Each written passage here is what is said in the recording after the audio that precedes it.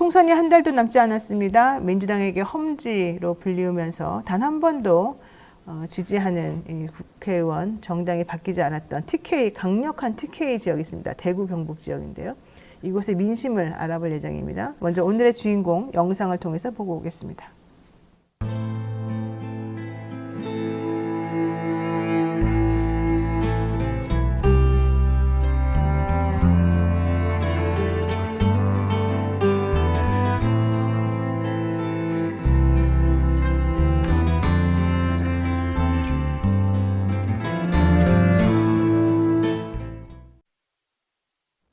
네, 영상이 매우 강렬한데요. 안녕하세요. 네, 안녕하세요. 네, 우선 본인 소개 한번 부탁드릴까요? 예, 저는 더불어민주당이 이번에 야심차게 기획한 전략지역 비례 후보로 선출된 경북 의성의 임미애라고 합니다. 아, 전략 지역 비례 후보요? 네, 이게 뭐죠? 전 처음 들어봤는데. 그렇죠. 이번에 처음으로 만들어진 민주당의 그 비례 한 영역이고요. 이거는 대구 경북 민주당이 그동안 한 1년 반 동안 득표만큼 의석수 보장해달라는 구호로 저희 선거제도 바꿔달라고 요구했었거든요. 근데 네. 그게 실제로 물 건너가면서 그 다음에 논의됐던 게 권역별 비례대표제예요. 그러니까 저희가 지역의 대표성을 갖는 정치인을 소선거구제 하에선 배출하지 못하니까 권역별로 비례대표제를 도입해서 저희가 얻는 지지율만큼의 비례 후보를 국회로 보낼 수 있게 해달라고 했는데 그것도 사실상 어려워지면서 당이 이번에는 방식을 바꾸어서 대구 경북 지역을 전략 지역으로 선정을 하고 그 지역의 권리당원들의 투표로 후보를 2명, 여성 1명, 남성 1명을 뽑은 다음에 그 사람을 비례대표로 선출하겠다, 그러니까 배정하겠다 이런 의지로 만든 새로운 그 민주당의 비례대표 제도입니다. 그러면 이 TK 지역에만 이런 전략 비례가 있는 거예요? 아니면 다른 지역에도 그렇죠. 있나요? 아, 아니요, 대구 경북만 있어요. 그렇군요. 네. 지금 그동안 지역에서 한 번도 당선자를 배출하지 못한 곳이 대구 경북이 유일하거든요. 아, 그렇게 또 어려운 일이 있었군요. 어쨌든 네. 권역별 비례대표가 좀 도입됐으면 좋았겠지만 이게 선거제 때문에 네. 무산이 되면서 전략 지역이라고 하는 방식으로 어쨌든 이런 걸 한번 해보는 거네요. 그렇죠. 매우 좋은 제도인 것 같습니다. 네. 저희한테는 이게 2월 29일 날 김성환 의원이 이걸 발표를 했을 때 네. 사실 전혀 예상하지 못하고 있는 상황에서 발표 내용을 보고 굉장히 놀랐죠. 당이 그래도 대구 경북 지역 당원과 지지자들에 대해서 잊지 않고 있었구나라는 생각이 들어서 굉장히 반가웠습니다. 네. 자, 이제 좀 전에 영상 얘기를 좀 연결해서 한번 해보겠습니다.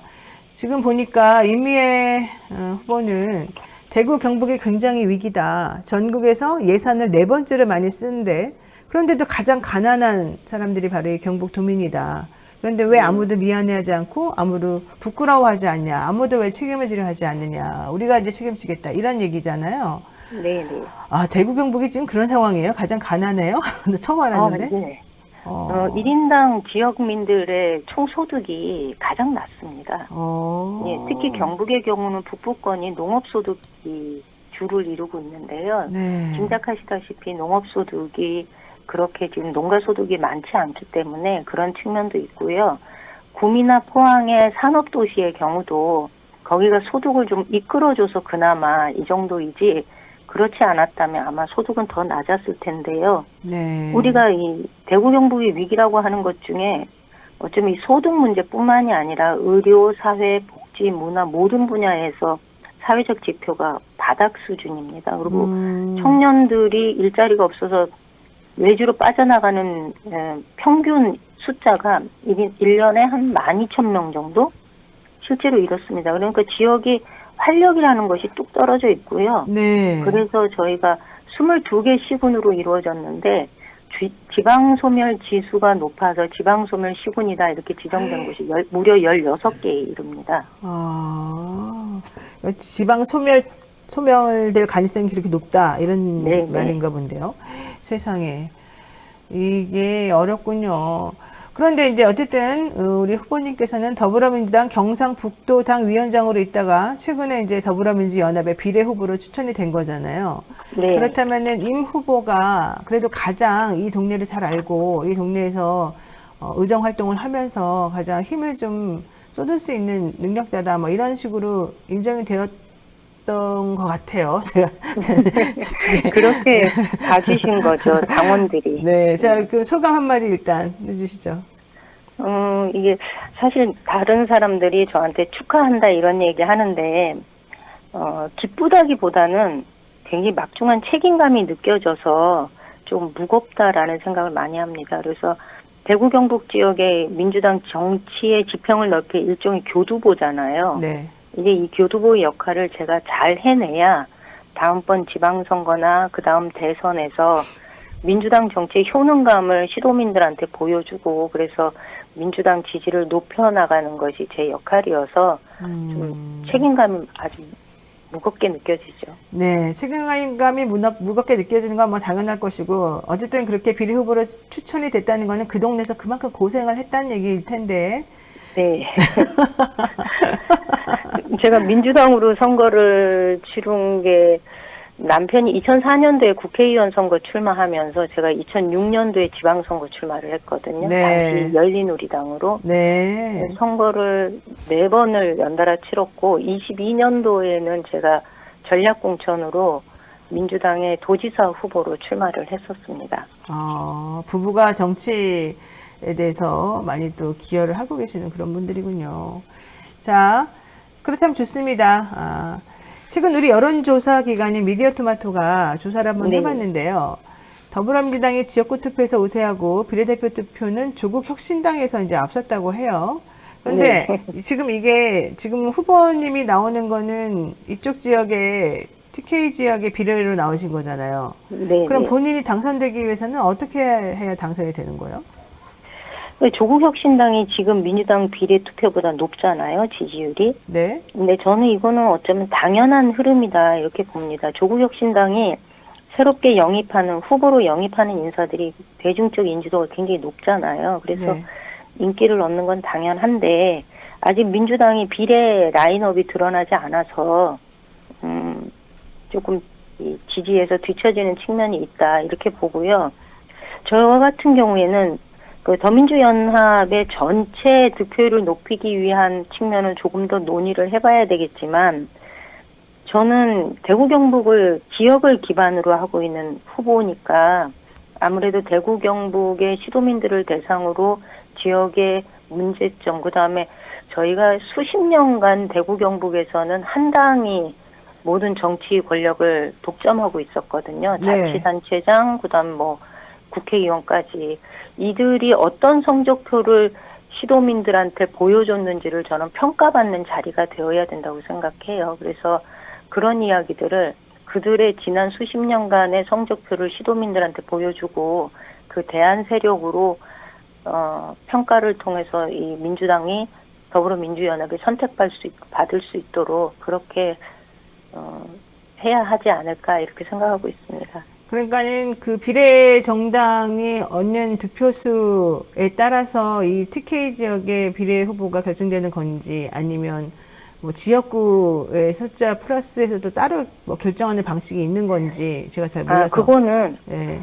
일반적인 비례 선발 방식하고 똑같아요. 똑같고. 전국적으로 지역과는 관계없이. 그런데 저희가 대구 경북이 그러니까 경북에만 보면 지난 20년 총선에서 저희가 얻은 정당 득표율이 16%였어요. 비례 후보 득표율이. 그 전에 2016년도죠. 그러니까 2020년도가 16%, 16년도는 13%였어요. 그러니까 정당 득표율이 굉장히 낮은 곳이죠, 여기가. 그러네요.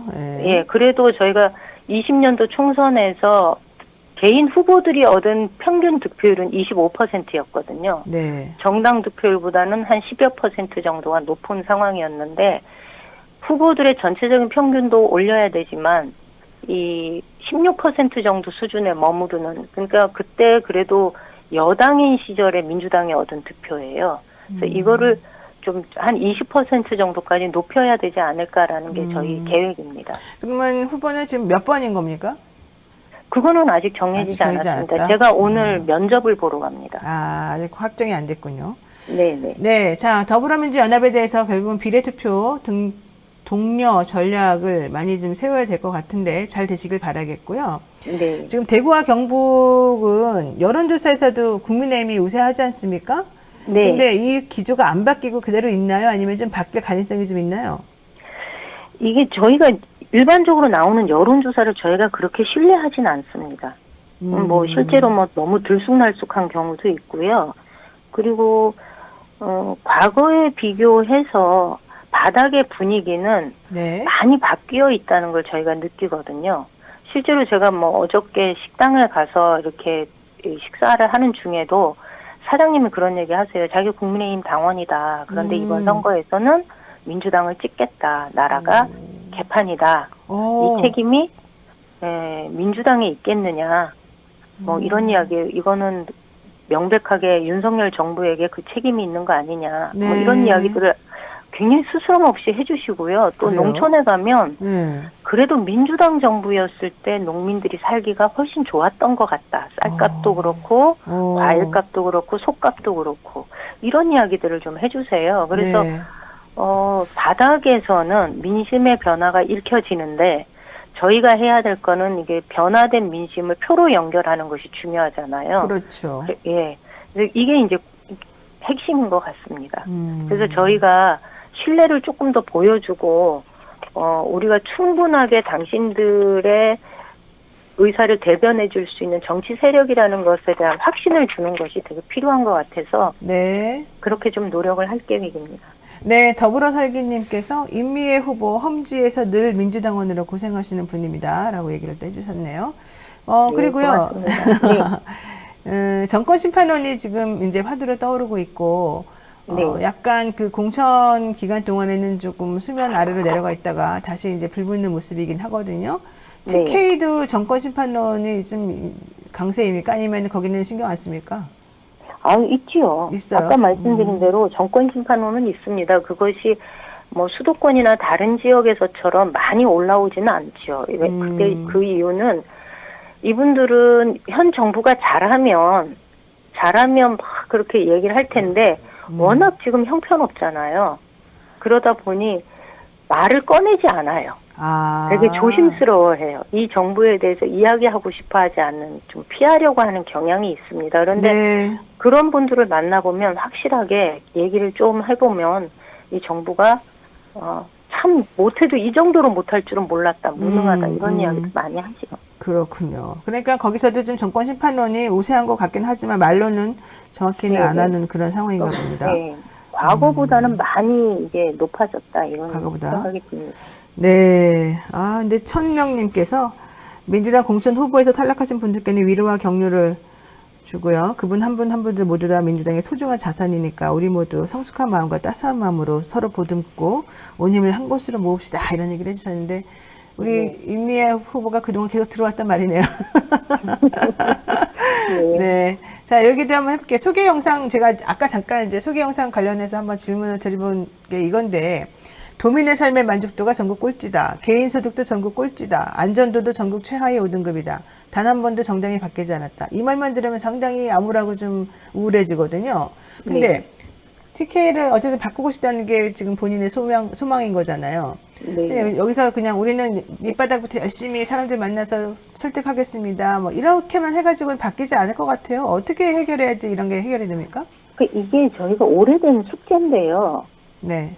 네, 우리 민주당이 대구 경북을 바꾸고자 하는 노력들이 김대중 정부 때부터 쭉 지속되어 온 거잖아요. 네. 근데 이게 옛날에는 예산을 주면 바뀐다고 생각을 했어요. 뭘 하면? 우리가 예산. 돈을 주면 네, 그들이 우리 지역에 필요로 하는 예산을 민주당 정부가 챙겨주면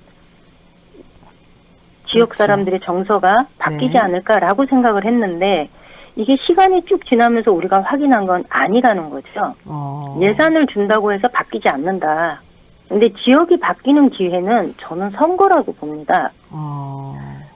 바뀌는 민심이 있다고 하더라도 그것을 확인하고 표현할 수 있는 방법은 선거 때뿐이거든요. 근데 그렇죠. 선거 때 과연 민주당이 그러면 지역에 얼마나 관심을 가지고 후보들을 배치했느냐를 살펴봐야 할 필요가 있는데 그런 면에서 민주당은 대단히 소극적이었습니다. 선거 때. 그래서 저희가 재작년부터 지속적으로 요구한 게 그 지역에 기반한 민주당 정치인과 당에서 중량감 있는 정치인을 적절하게 조화를 이루어서 결국 그 정당이 지역민들한테 손을 내미는 방식은 좋은 후보를 통해서 우리를 선택해 주십시오. 이 지역을 바꿔 주십시오. 이렇게 의사 표현을 해야 되는 거잖아요. 그렇죠. 그러니까 예, 지역 기반한 정치인 플러스 중량감 있는 중앙의 정치인들을 조화를 이루어서 이번 선거에서 좀 내려보내 달라. 그렇게 편대를 구축하자. 이런 요구를 했는데 그것이 이루어지지 못한 아쉬움들이 좀 있습니다. 그래서 저는 뭐 여러 경로를 통해서 우리 당에 그래도 3선, 4선 하신 분들은 당으로부터 그만한 그걸 받은 거잖아요. 네네. 예. 개인이 잘나서 그렇게 성장하지 않거든요. 네. 시골에서 군의원을 한 저조차도 돌이켜보면 민주당이 아니었으면 내가 여기까지 왔겠나 이런 생각 하거든요. 그렇다면 그분들은 공천에 대해서 이렇게 억울함이 있을지는 모르나 본인이 당으로부터 받은 모든 것들을 생각한다면 이제 당이 어려워하는 대구 경북에 내려가서 자신의 정치 인생을 새롭게 한번 열어보겠다. 자신이 가지고 있는 연륜을 대구 경북 사람들하고 함께 펼쳐보겠다. 이런 각오들을 해주시는 것이 맞다. 그런데 그런 면들이 보이지 않아서 굉장히 아쉬운 거죠. 알겠습니다. 자, 마지막으로 하시고 싶은 말씀 있으시면 짧게 30초만 부탁드리겠습니다. 예, 국회 가서 제가 하고 싶은 일 중에 하나는요, 지방선거 제도를 좀 바꾸고 싶습니다. 네. 26년도에 있을 지방선거 제도에서 더 많은 골목 정치인들을 이 대구 경북에서 만들려면요, 3인 선거구 플러스 그다음에 광역의회 선거 제도를 바꿔야 되는데 그 일을 할 수 있는 기회가 마련되기를 바랍니다. 알겠습니다. 어쨌든 그동안에 많이 고생하셨었는데 이번에 정말 이런 좀 새로운 제도로 다시 또 원내 진출하실 수 있으면 좋겠고요. 간단하게 네. 임미애 위원장 소개해드리면 1966년생 이화여자대학교 경제학과 졸업, 총학생회장 출신이고 남편인 김현권 전 국회의원은 20대 때 비례대표 하셨던 분입니다. 경북 의성으로 귀농을 하셨고 농민운동 했고 재선 의원이죠. 의성군 의원으로 재선하셨습니다. 2018년도에는 또 경북도 의원을 지내기도 했군요. 2022년에는 경북도지사에 도전했는데 떨어졌습니다. 근데 그때 당시에 되게 성과가 좋았던 것으로 알고 있어서 많은 분들이 응원을 했었었죠. 자, 이번에도 이 새로운 제도에 힘입어서 원내에 무난히 잘 진출하시고 원하시는 모든 일 잘 하고 대한민국의 민주주의를 위해서 좀 힘을 써주시기 바라겠습니다. 오늘 말씀 여기까지 듣겠습니다. 고맙습니다. 고맙습니다.